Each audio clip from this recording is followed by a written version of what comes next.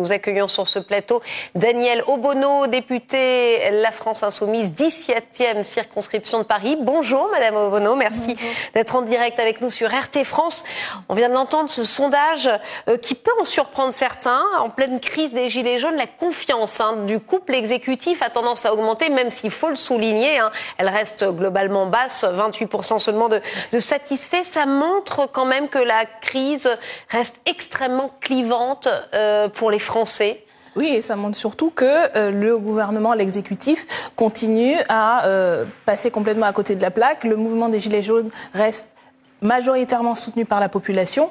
Et puis voilà, les sondages, c'est vrai que depuis des mois, il semblait que le président perdait 4 points. On se demandait s'il allait atteindre le moins, je sais pas combien. Donc bon, les instituts lui ont fait une sorte de forfait. Il ne pouvait pas descendre en dessous d'un certain seuil. Donc tout cela, en fait, en réalité, à mon avis, il y a une tentative de communication de l'exécutif pour essayer de se redonner un peu le blason. Mais on voit bien que le compte est loin d'y être. Il y a encore une large majorité de la population qui est insatisfaite de ce gouvernement, de cette majorité, et qui soutient le mouvement. Ça, après plus de 2 mois de mobilisation, ils s'attendaient à ce que les fêtes de fin d'année fassent cesser le mouvement. Ce n'est pas le cas. On le voit et on va le voir encore, je crois, dans les prochains jours. Oui, effectivement, pour compléter ce que vous nous dites, le soutien des Français qui s'établit, selon un dernier sondage, à 60%, contre tout de même 70% il y a quelques jours. Alors, autre enseignement de ce sondage, le Rassemblement national qui incarne la meilleure force d'opposition aujourd'hui.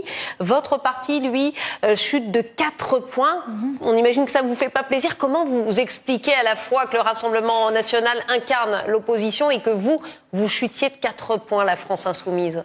Je pense que nous, notre mouvement, depuis maintenant plus de 3 ou 4 mois, est la cible de toute l'animosité politico-médiatique de la majorité et de ses relais. Je pense que vous vous rappelez certainement comment nous avons commencé le retour de la rentrée avec les attaques judiciaires, et ça n'a pas arrêté depuis. Donc c'est vrai que dans un contexte pareil, malgré tout, que c'est cette séquence de perquisition non, mais c'est tout l'ensemble de la période. Vous remarquerez quand même que depuis le début de ce mouvement, c'est la France Insoumise, le mouvement de la France Insoumise, ses députés, le président de son groupe, qui sont la cible très majoritairement des attaques du gouvernement, des attaques encore dernièrement, des attaques extrêmement violentes de la part de Monsieur Griveaux, de la part de plusieurs députés qui ciblent Jean-Luc Mélenchon, qui ciblent la France Insoumise. Je pense que ça dit plus leur peur de l'alternative que nous représentons, et on voit bien que le Rassemblement national, qui ne produit rien, ne fait rien, on l'a vu à l'Assemblée nationale, si ce n'est exciter la haine et la xénophobie, n'a pas besoin de faire grand-chose, puisque le gouvernement fait à sa place, mène les politiques qu'ils applaudissent. Donc ils engrangent de manière passive les résultats de la politique de Monsieur Macron et de sa majorité, et puis il n'essuie absolument pas l'opposition qui devrait être celle de tous les républicains, de tous les progressistes à leur politique, puisque c'est la France Insoumise qui est un mouvement progressiste, humaniste, solidaire, anti-raciste qui subit ces attaques-là. Donc on voit bien qu'il y a un parasitage général de notre action. Malgré tout, vous le voyez bien, malgré toutes ces attaques, je pense que nous avons été la force qui, depuis le départ, n'a pas méprisé ce mouvement-là, a entendu, a soutenu ces revendications-là, dont d'ailleurs une partie correspondent au programme que nous avons défendu lors des précédentes élections, et même souvent lors de celles d'avant, dès 2012, des propositions qu'on retrouve aujourd'hui. Donc c'est aussi, je pense, la traduction que nos idées ont un écho bien plus large que ce que donnent aujourd'hui certains sondages. Et puis nous continuerons dans tous les cas à défendre ces idées et ces propositions en soutenant les revendications légitimes de ce mouvement. Alors justement, vous avez soutenu largement, et comme vous le dites, il y a eu effectivement des prises de parole peut-être risquées. Jean-Luc Mélenchon qui a dressé des lauriers à Éric Drouet, le gilet jaune, effectivement, qui avait été en garde à vue. Jean-Luc Mélenchon, Thomas Guénolé, effectivement, qui ont justifié une forme de violence assez claire dans des tweets. La France qui va bien et ses médias s'épouvant de la violence pour 10 pavés décelés et 3 bagnoles renversées dans les quartiers riches. Est-ce que, selon vous, ça ne peut pas choquer ce type de paroles? Ça ne peut pas en choquer une partie des Français, y compris ceux qui soutiennent les Gilets jaunes? Si on confond les termes, oui, là il ne s'agit pas de justifier, il s'agit d'expliquer. Nous, notre rôle en tant que responsables politiques, c'est d'expliquer. Et oui, il y a aujourd'hui une violence sociale extrêmement forte. Je vous rappelle, il y a encore quelques jours, malheureusement, ça n'a pas fait la une des médias, ce n'est pas tourné en boucle sur les chaînes d'information en continu, mais un ouvrier de 68 ans, au statut d'auto-entrepreneur, est mort à quelques jours après le 1er de l'an parce qu'il se retrouvait sur le toit d'une préfecture ou d'une institution publique. Un ouvrier de 68 ans. Voilà, une personne qui a 68 ans est obligée de se mettre en statut d'auto-entrepreneur. Et ça, il y en a des centaines chaque année, de gens qui meurent de cette violence-là, cette violence sociale et économique. Donc oui, nous expliquons, et nous ne sommes pas les seuls d'ailleurs. Je pense que depuis plus de 2 mois, sur tous les ronds-points, ce que disent les gens, c'est cette violence-là, quotidienne, sociale, économique, qui les a amenés à crier cette colère. Et c'est ce qu'on explique. Et c'est ce qu'on a expliqué d'ailleurs bien avant le déclenchement de ce mouvement. À l'Assemblée nationale, dès que nous sommes entrés en fonction, nous avons défendu justement des revendications pour répondre à cette urgence sociale-là, cette urgence y compris démocratique.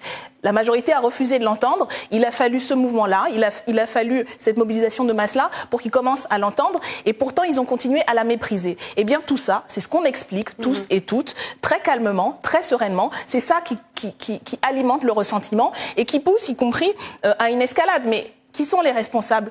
C'est bien le gouvernement qui est responsable à un moment donné de ces politiques-là. Et c'est le gouvernement qui est responsable de faire en sorte que les gens puissent exprimer pacifiquement leur mécontentement. Mais quand plus de 1400 personnes sont blessées au cours de manifestations, encore une fois, dans leur très grande majorité pacifique, et que pas un mot d'aucun de ces personnes-là qui ensuite détournent nos propos, ne condamnent ce qui se passe là, l'usage disproportionné de la force, que toutes les organisations de défense des droits humains dénoncent au niveau de la France. Eh bien, tout ça, oui, alimente une colère. Et encore une fois, nous avons toujours dit, la réponse, elle est politique. On en sort par le haut, on en sort par le vote, par le débat, par un changement réel de politique. Le gouvernement le refuse. Eh bien, il est responsable aujourd'hui de ce qui se passe. Alors justement, ce débat, il est annoncé. Il s'annonce de manière compliquée. On l'a vu en début de ce journal avec la démission de Chantal Jouanneau notamment. Mais tout de même, le gouvernement revendique ce débat qui débute mardi. Est-ce que vous en attendez quelque chose quand même de concret de ce débat ? Vous avez un espoir ?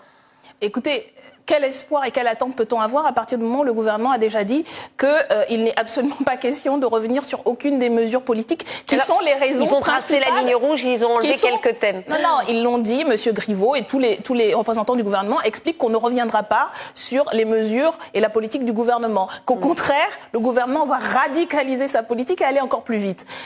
Je veux dire, à un moment donné, ces gens-là, je ne sais pas où ils sont, où ils vivent, mais ça fait 2 mois que des milliers de personnes dans la rue, des millions de Français qui soutiennent ce mouvement expliquent que ces politiques-là produisent des morts, produisent des souffrances inimaginables au quotidien pour un grand nombre de nos concitoyens et concitoyennes. Et on nous explique que venez discuter, mais en fait, on va continuer à mener les politiques qui sont aujourd'hui la cause de ce mouvement-là. Donc oui, c'est un grand n'importe quoi. On prend les gens pour des imbéciles et tout ça, encore une fois, va laisser des traces parce que les gens ne seront pas dupes de cette espèce de grand goubi-boulga. Ce qu'il faut, encore une fois, et ce que nous disons, il faut revenir aux urnes, il faut un vrai débat qui remette à plat les institutions. Nous proposons par exemple un processus constituant où on peut discuter et où on peut refonder les institutions et réconcilier les citoyens avec leurs institutions et avec la démocratie. Merci Danielle Obono d'être venue en direct sur RT France nous exposer votre point de vue.